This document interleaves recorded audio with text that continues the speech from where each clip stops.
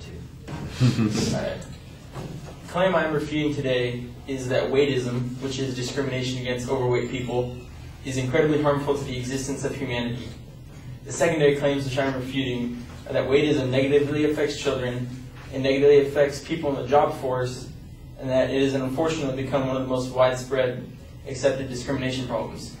Now, the first fallacy of this is that it is an incredibly broad claim that exists, affecting all of humanity is a very difficult thing to prove. I mean, there's not too many statistics where it's, humanity might die because of this, or this is causing problems for every single person and everyone might die if this happens.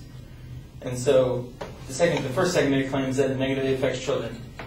And what my advocate had stated was that obese children are more likely to be bullied in schools.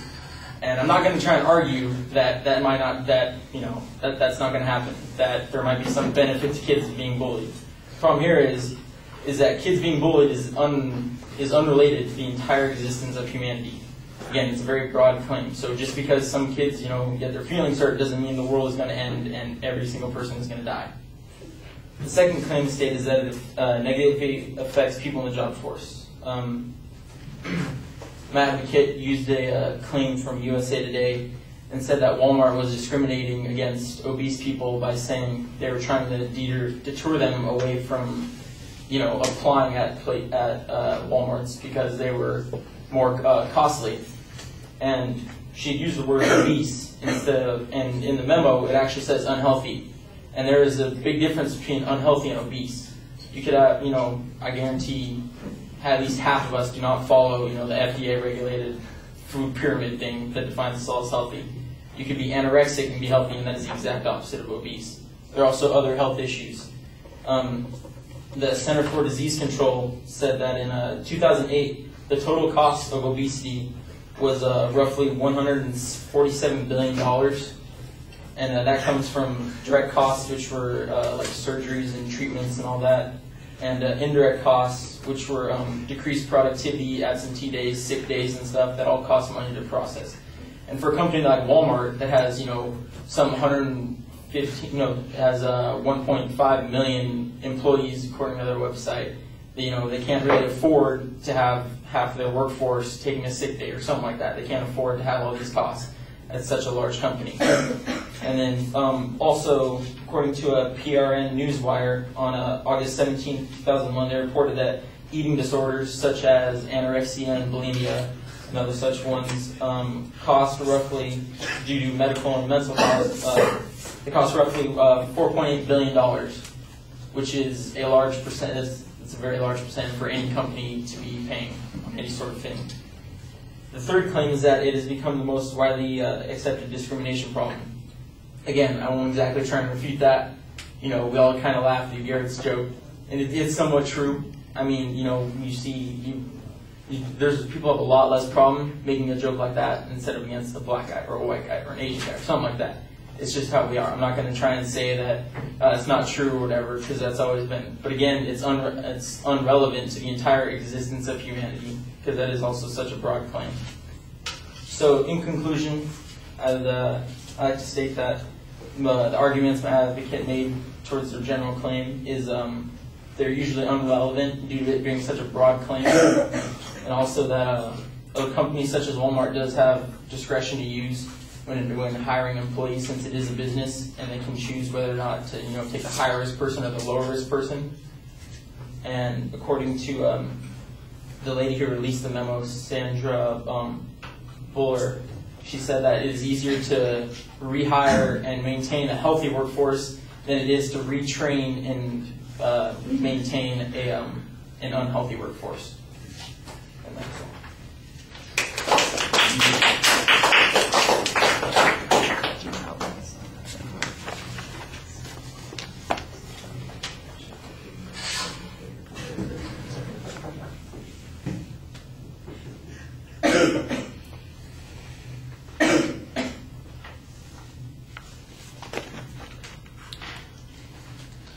All right, you outlined the main and secondary claims pretty clearly. Your challenge is basically to the sweeping nature of the generalization and how big and substantial it is, and how, in fact, even if all of the advocate's supporting points were true, the notion that it's going to be harmful to the existence of humanity is really an overclaim there. I think you might want to point out what kinds of standards we're going to use here. In other words, what would be threatening to the existence of humanity? War, famine, plague, and then then you can kind of list and obesity. Is that really? Oh, and it's not even obesity itself; it is discrimination against people who are obese. And I think you could put it in a little bit more context that way, so that we understand how you're trying to show that the main proposition is hyperbole.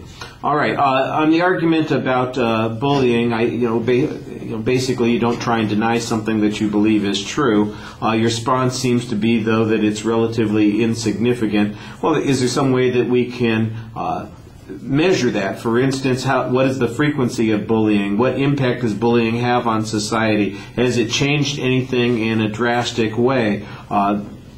Even just asking the questions, I think, sets up some legitimate issues that would be required to be answered if you were having a further debate on this.